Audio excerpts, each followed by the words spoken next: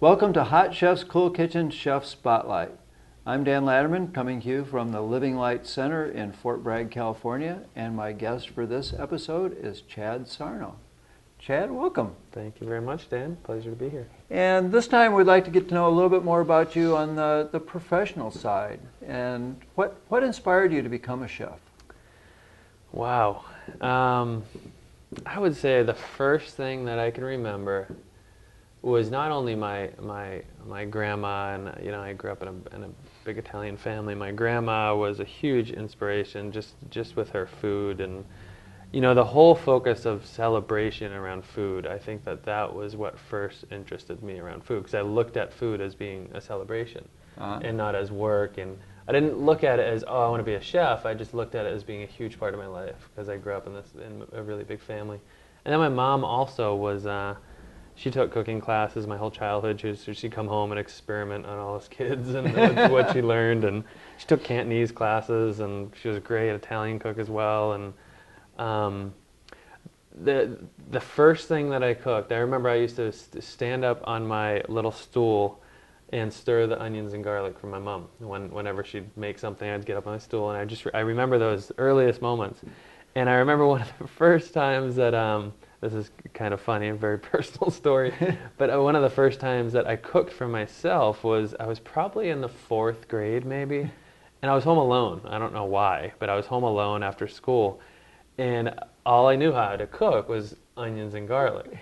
So I came home and I was hungry for something, and I decided to be very ambitious and cook. I fired up the stove and, pulled my little stool up to the stove, and we had some onions chopped in the fridge, threw in a knob of butter in a pan, and threw in some garlic and cooked onions and garlic, and then put it in a bowl and sat in front of the TV and watched cartoons. And that was the first thing that I remember cooking. So I would say that at that moment something must have clicked, but I think that was a really a pivotal moment in knowing that. But it wasn't until after I graduated high school that I even thought about cooking. I originally was going to school for early childhood education. That's what I attempted to go to school for, and then it just didn't really work out so well. So you decided you didn't eventually need to get out of your early childhood? No, yeah, exactly. Exactly. No, I got accepted to a number of traditional culinary schools, but I took a tour when I was getting accepted. You had to go tour all these schools, and I toured one school in particular, and they took me through the meat locker, and I was vegetarian at the time, and it just completely turned me off to go to culinary school. So I went the other route. So that got me out and started exploring other realms of work, and always jump back to food, because that's what I grew up with. So. And what do you like best about being a chef? And being a chef is, it's not something that I recommend to everybody. When someone says, I want to be a chef, I want to work in restaurants like you have, and first thing I do is try and talk them out of it, first of all, because it's probably the most stressful job that you can have unless you're a home chef or a personal chef. But I think the biggest benefit of being a chef is the intensity of leading up to, and from a restaurant or catering point of view, is the intensity of leading up to a meal, and then knowing that you just served 200 or 300 people, and then you just sit back and know that at the end of the day you fed them. It's amazing to know that you can offer that service to people, and being on this path of healthy food, of you're giving people pure nutrition. So at the end of the day, no matter how stressful my world is, at the end of a service you feel good about what you do, and that's probably, and seeing people leave happy, and seeing people leave full. And there might have been a moment within an experience of eating a dish that was that aha moment for them, I didn't realize that greens could taste so good, or I didn't realize that you can eat without no dairy, and have a great meal. So I think that's probably the most inspiring moment as being a chef, is of watching people enjoy it and then finishing up an evening of service. So. Yeah. it's quite a rush. So. I've only done things at a small scale, so it's kind of hard to imagine that. I've always watched things like the chef shows on TV and watch them. It's just in amazement to have a big service. And I guess our big service is when we have our event here and we fed 300 people, which has been pretty tough for 3-4 days doing that. But it's still not the same as a dinner service and turning it out in a few hours. I mean, it's not something I want to repeat all the time. And I've kind of moved out of the restaurants, but it's just the benefit and the joy and the affirmation of feeding someone and knowing that you're offering them, an experience, rather than just here's a meal, leave full. It's more of an experience, I want you taking someone on a journey through all the emotions that I feel as I'm cooking it and different experiences that have created these certain dishes. As people are enjoying that meal, they're kind of on the journey with you, even if you don't even know them. And, so I think that's probably the most inspiring part. That's great that you can bring that to your food. Yeah. And now you're being able to bring your chefing skills to a whole different level with your current role at Whole Foods. Mm-hmm. Yeah, with Whole Foods Market now, it's completely different than anything I've ever done. And my focus is helping coordinate a really exciting company-wide program that has taken all of everything I've learned in the past and just kind of bringing it to surface on a larger level. And that's really all it is. I mean, it's making people more aware of choose dark greens instead of iceberg lettuce. Choose same thing with just highlighting plant-based foods as much as we can, and it's just really inspiring of, again, seeing the shoppers choose those certain things, it's pretty amazing. So totally different thing that I was doing, but it's on a larger level, it's pretty amazing. So as you've gone through your journey, who or what's had the greatest impact on you as a raw food chef? Who or what? The who, I can say, and it goes back to who my hero is. The who, I think, is everybody along the way has impacted my work immensely. Some more than others, in all positive ways, everybody I've worked with. But what was probably my experience in Europe when I opened up all the restaurants over in Europe. I opened up a few in Turkey, as you know, in Munich and London. And working with those different cultures, and working with cultural cuisine and local chefs and a whole team of non-English speaking folks in some of those restaurants, it was a very humbling experience. And it was that was a huge transition in my life of it was a school of hard knocks. It was, I had a wonderful project and opening a restaurant is very difficult to begin with, let alone in a third world country. So I think that was a huge challenge. And I said to myself when I was in the thick of it, I'm like, oh man, if I can get through this, I can do anything. And I got through it. And now I look back on it, and it was a priceless experience, of just the cultural mix of the restaurants and seeing the different work ethics to the different regional tastes and flavors and local ingredients that they've been using for centuries, So that was very humbling, Being from the States, especially around the local food side of things, being from the U.S., we're so spoiled with local food. I mean, you can be on the East Coast and you get everything you want all year round, Whereas when I was in Turkey, if lettuce was out of season, you could not find it. If tomatoes were out of season, you couldn't find tomatoes anywhere in the country. Nowhere.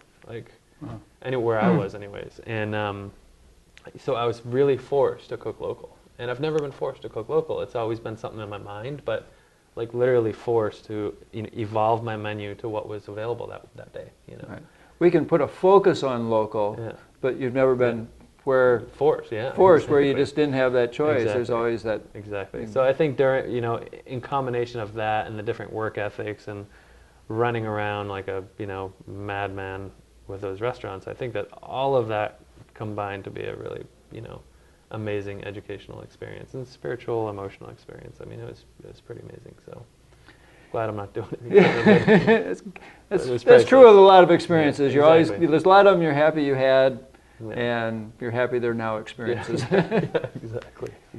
So. Speaking of experiences, you've been involved over the years with Living Light. Your involvement even predates me, which was 10 years ago. So you 11. started. Yeah. You started 11 years ago. 11 or 12 years ago, I started working with Sherry, and she, as we know, I mean, Sherry's been a huge influence on many people's lives, and in the path of raw foods and this lifestyle, and I was into cooking. I grew up in restaurants, so I had that background, and when I met Sherry at Brighton Bush Hot Springs, it was when Living Light was in its very infant stages, I think, still too. Yeah. And when it was mobile, and look at you guys now, it's this massive enterprise, which is amazing. And Sherry really was a huge influence on my life. The whole team. I mean, it was Sherry, Terry, and Kerry, and myself. And and yeah, I mean, she was and Living Light in general, which was her. All I think about Living Light is Sherry, even though it's this massive enterprise. But she was a huge figure in my point of transitioning to this lifestyle as a career. So. And you were the staff, after you got involved, you were the staff chef for a while? Yeah, I was a staff chef for I think probably 2 years, I'd say, with all workshops and traveling through Brighton Bush to Harbin to expos and all that. Met all of the key figures that I was studying with at the time, and studying about before I even joined Sherry, with Gabriel and Brian, Clement, and all those guys. So I met them through Sherry and working out for Living Light. So it was an amazing springboard for me, and the support of having Sherry behind it was awesome. So. Yeah, I think you started even doing some consulting back then, when people would call up and say, "Hey, I wanted some special knowledge or training." Training. I did a lot of. I started off by doing. So I was working with Sherry, and I was starting to do a little bit of personal training, and then I was still doing workshops with Living Light, and then I went down to the Tree of Life and started working with Gabriel really closely, and people that would come to the Tree of Life would ask, for personal trainings, and that's kind of how I got started, was during that phase of my life, 10, 12 years ago maybe? Yeah, I don't, it's blurry, but yeah. It was a very influential time, and my time at Living Light was amazing. I look back on it now, and I couldn't be more grateful, so. Oh, good. Well, we're grateful that you've passed through Living Light and gone on to do other great and amazing things and continue to learn, expand, and change the world. Yeah. Thank you. You guys too, Dan. Okay. What, out of all the foods you make, what gourmet food do you find that people always find amazing, and what would make it unique? Other than kale salad, we already know that. Yeah, right. That's an interesting question. It depends on what, whether it's a technique or process or an actual food. The thing that I like to really focus on, and I did that with a lot of the menus with over in those restaurants in Europe, was I like to focus on the food itself rather than creating something that is very. Because back in the day, I've seen my work evolve, and I think everybody has with it. That's been in raw foods for a while. You see your work evolve to. It's almost going backwards. It's simplifying, because you make things so complicated. Like, I want to do this and throw in 5 recipes into this one recipe to make this amazingly tasting, complex, heavy dish. But the more your palate gets refined, the more you just want to highlight ingredients, and my definition of gourmet really is. It's 60% ingredients, 20% process, 10% risk,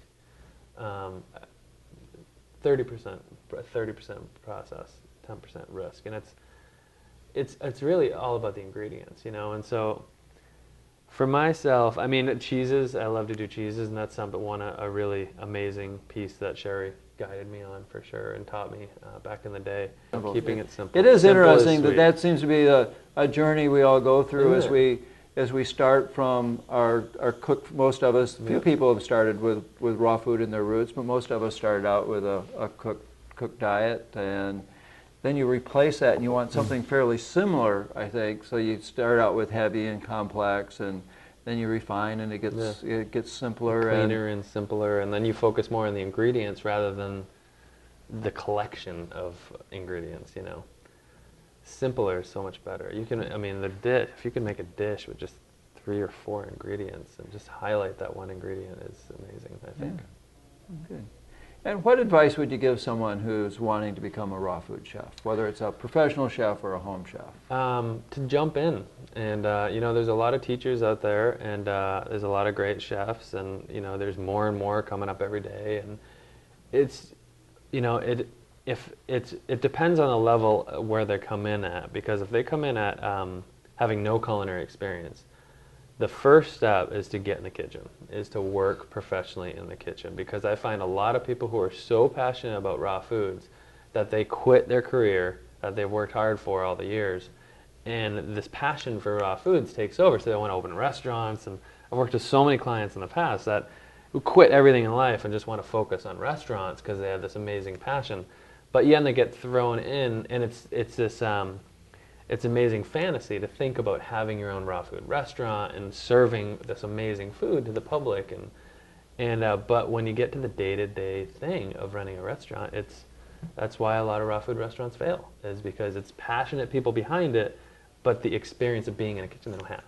So the day-to-day running of a restaurant in a kitchen is it tends to take its toll if you don't have that experience. So first thing I would recommend is if you don't have experience, to just jump in the kitchen, whether it's working at a regular restaurant, if you can stand being around other food, or working at a vegan or vegetarian restaurant or raw foods restaurant, is just getting a kitchen experience, honing down on your knife skills, just basic knowledge in kitchens. For people who are transitioning from a cooked chef to a raw food chef, or just a raw food enthusiast, I would say just jump in and do it. Study books, look at books, and just jump in. Because there's, an apprentice, and jump on and trail some chefs that you're interested in, and there's a lot of. From 10 years ago, there's so many raw food restaurants. I know, it's been quite a revolution, isn't it? It really is. New York alone, I was like, 10 of them. So it's all about, finding someone that you want to work with and jumping on board, and if you don't have the experience, just getting in there and honing in your skills, and just jumping in. I think that's the biggest advice that I can give, is just to jump in and try it. Try it, and there's so much out there to pull from. So that's really great, and I appreciate that, because it's a perspective from a chef that's actually been in the kitchen and in the trenches and serving lots of people in large services, where a lot of the people that we've had other interviews with are instructors and teachers and teaching home chefs, and so it brings a whole nother perspective to this. So that's really great. Great, thank you. Well, Chad, thank you so much for joining us today. It's been a real pleasure. It's been great finally getting you up to Fort Bragg after many years of trying to squeeze that into your schedule. We're happy you were able to make it. Thank you, Dan, very much. It's been truly a pleasure. Okay. Hope to make it again soon. Okay.